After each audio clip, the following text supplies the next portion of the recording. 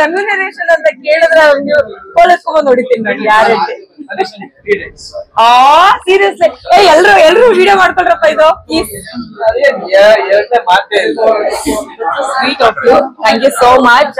ಆ ಮಾತನ್ನ ಕೇಳೋದಕ್ಕೆ ಖುಷಿ ಆಗುತ್ತೆ. ಸಿ ದಟ್ಸ್ ವಾಟ್ ಶೋಸ್ ಅಂದ್ರೆ ನಾವು ಒಬ್ರಿಗೊಬ್ರಿಗೆ ನಿಂತ್ಕೊಳ್ತೀವಿ ಅನ್ನೋದಕ್ಕೆ ಈ ಒಂದ್ ಮಾತು ಸಾಕು. Thank you. ಎಲ್ಲರೂ ತನಿಷ್ ಆಗಕ್ ಆಗಲ್ಲ ಅಲ್ವಾ? ಸೊ ತನಿಷನ್ಗೆ 3 days ಅಂತ ಹೇಳಿದ್ದಾರೆ. ಸೊ ಎಲ್ಲರೂ ಪ್ಲೀಸ್ ಮಾರ್ಕ್ ದಿಸ್ ಸೆಂಟೆನ್ಸ್. ಅದಾದ್ಮೇಲೆ ಪ್ರಾಜೆಕ್ಟ್ ಎಸ್ ಡಿಸ್ಕಷನ್ ಅಂತೂ ನಡೀತಾ ಇದೆ. ಇದ್ರಲ್ಲಿ ಇನ್ನೊಂದಷ್ಟು ಜನ ಬಿಗ್ ಬಾಸ್ ಅಲ್ಲಿ ಇದ್ದವ್ರನ್ನ ಇನ್ವಾಲ್ವ್ ಮಾಡ್ಬೇಕು ಅಂತ ನನ್ಗೂ ಆಸೆ ಇದೆ. If the character suits and ಅವರು ಕೂಡ ಒಪ್ಕೊಂಡ್ರೆ ಖಂಡಿತವಾಗ್ಲೂ ಅವ್ರನ್ನು ಇನ್ವಾಲ್ವ್ ಮಾಡ್ಕೊಳ್ಳುವಂತ ಸಾಧ್ಯತೆ ಇದೆ. ಸರ್ ಆಫ್ಟರ್ ಬಿಗ್ ಬಾಸ್ ನೀವೇನಾದ್ರೂ ತನಿಷ್ ಅವ್ರಿಗೆ ಪ್ರಶ್ನೆ ಕೇಳೋದಿತ್ತು ಏನ್ ಕೇಳ್ತಾರೆ ಮಾಧ್ಯಮಗಳು?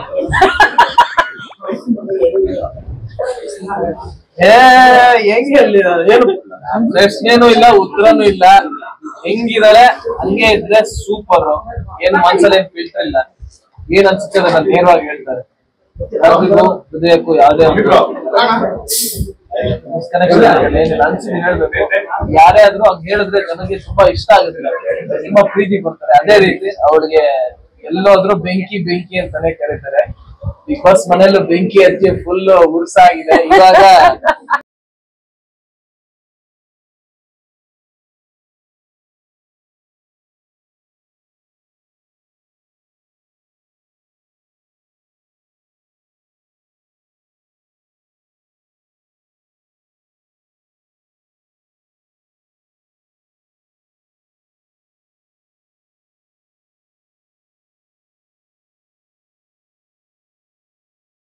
ಗೊತ್ತಾಗಿಲ್ಲ ಇವ್ನ್ ಯಾಕೆ ನನ್ನ ನಾಮಿನೇಟ್ ಮಾಡ್ದ ಅಂತ. ಸೊ ಎಲ್ಲಾ ಮಾಧ್ಯಮಗಳ ಮೂಲಕ ನಾನು ಕೇಳೋದು, ನೀನ್ ನಿಜ ಹೇಳೋ ಯಾಕೆ ನನ್ನ ನಾಮಿನೇಟ್ ಮಾಡ್ದೆ ಅಂತ.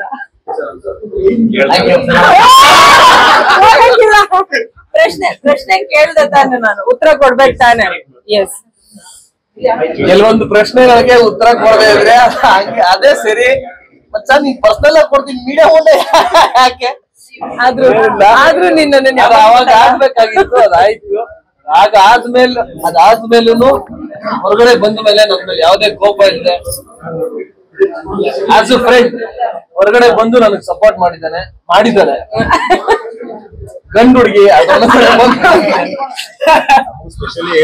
ಮಚ್ಚ ಅಂತಾನೆ ಹೇಳಿದೀನಿ, ಅದಕ್ಕೆ ಸಪೋರ್ಟ್ ಮಾಡಿದ್ದಾರೆ. ಅದು ಅವಳ ದೊಡ್ಡತನ. ಯಾವ್ದು ಅಂದ್ರೆ ಏನೋ ಒಂದ್ ಆಗಿದೆ ಮಿಸ್ಟೇಕ್ ಅಥವಾ ಏನೋ ಗೇಮ್ ಅಂತ ಯಾವ್ದನ್ನ ಮನ್ಸಲ್ಲಿ ಇಟ್ಕೊಳ್ದೆ ಮತ್ತೆ ಬಂದ್ ಸಪೋರ್ಟ್ ಮಾಡೋದಿಲ್ಲ. That is great.